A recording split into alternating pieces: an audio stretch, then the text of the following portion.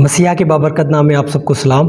آج بہت خاص ٹاپک ہے جو ہم آپ کے ساتھ شیئر کرنا چاہتے ہیں کہ عہد جدید کے مسودات کو کن کسوٹیوں پر جانچا گیا، کیا معیار تھا کہ عہد جدید کی جو 27 کتب ہیں وہ آج ہمارے پاس بائبل مقدس میں شامل کی گئی ہیں۔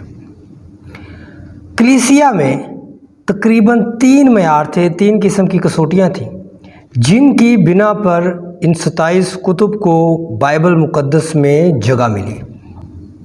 نمبر 1، کتابوں کو رسولی اختیار حاصل ہونا چاہیے تھا، یا کتابیں خود رسولوں نے لکھی ہوں یا پھر ان کے شاگردوں نے یا ان کے ساتھیوں نے ان کتب کو تحریر کیا ہو۔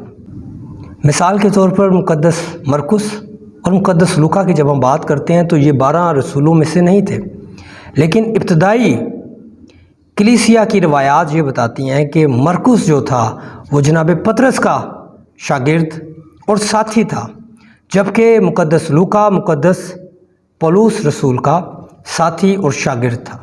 اس وجہ سے ان کی کتابوں کو فہرست مسلمہ میں شامل کیا گیا۔ نمبر 2، مواد کا آپس میں ہم آہنگ ہونا بہت ضروری تھا، اور یہی خوبصورتی تھی کہ جب ہم نئے عہد نامے کا مطالعہ کرتے ہیں تو ان کے اندر ایک یکسانیت پائی جاتی ہے، اور یہ آپس میں بڑے ہم آہنگ ہیں، یہ اعلیٰ درجے کی ہم آہنگی ہے، اور یہ کلیسیا کا ایک معیار تھا، یہ ضابطہ ایمان تھا، اور وہ اسی ضابطے پر ایمان رکھتے تھے جس کو کلیسیا معیار مانتی تھی۔ تیسرا معیار یا تیسری کسوٹی کہ آیا ان تمام مسودات میں جو مواد پایا جاتا ہے وہ کلیسیا میں عام ہے؟ کیا کلیسیا میں ان کی مقبولیت ہے؟ کیا کلیسیا ان کو اپنی عبادات میں شامل کرتی ہے، اپنی عبادات میں ان کی تلاوت کرتی ہے؟ کیا یہ ابتدائی کلیسیا میں رائج ہے یا نہیں ہے؟ اور ان تمام کتب کو فہرست مسلمہ کا حصہ بنا لیا گیا، کتاب مقدس کا حصہ بنا لیا گیا، جو کلیسیا میں بہت حد تک عام تھیں اور بہت زیادہ ان کی تلاوت کی جاتی تھی۔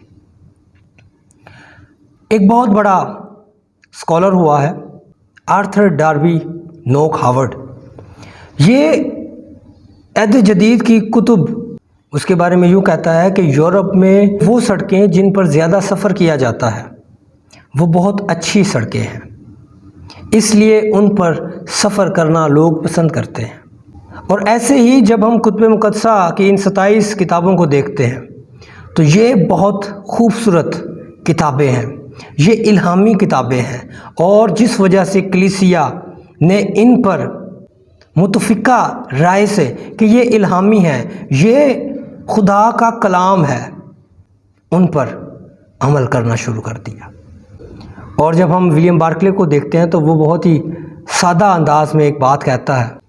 یہ کہنا ایک سادہ سی سچائی ہے کہ عہد جدید کی کتب فہرست مسلمہ میں شامل ہو گئیں کیونکہ ایسا ہونے سے انہیں کوئی روک نہیں سکتا تھا، کیونکہ یہ الہام ہے اور یہ خدا کا نظام ہے۔ اس وجہ سے یہ خود ہی کتاب مقدس کا حصہ بن گئیں، کیونکہ خدا یہی چاہتا تھا کہ یہ کتب جو الہامی ہیں، جو الہی ہیں، یہ کتاب مقدس کا حصہ بنے۔